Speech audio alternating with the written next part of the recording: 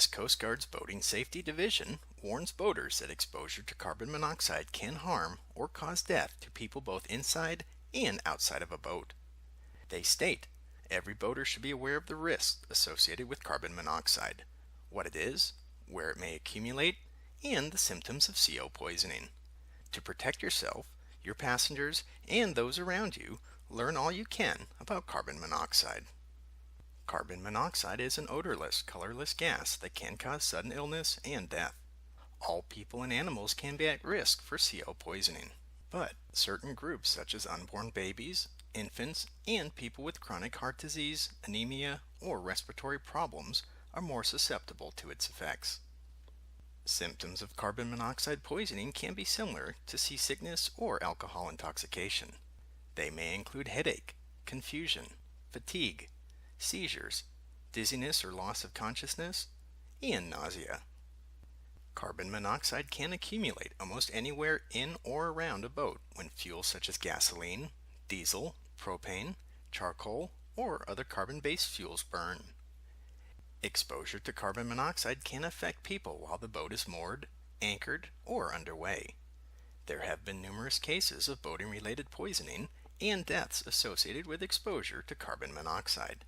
It is also suspected that a number of drowning cases are also likely due to carbon monoxide. Fortunately, carbon monoxide poisoning is preventable. In addition to properly maintaining a boat, boat owners and operators can install and maintain marine-grade approved carbon monoxide detectors. They and their guests should also be knowledgeable about the risks and signs of carbon monoxide poisoning. There are also professionals who can assess carbon monoxide exposure risks and field instrumentation to measure CO levels in the air. These are just a few things to know about boats and carbon monoxide hazards. To learn more about this or other air quality, health and safety, occupational, environmental, or property issues, please visit the website shown on the screen.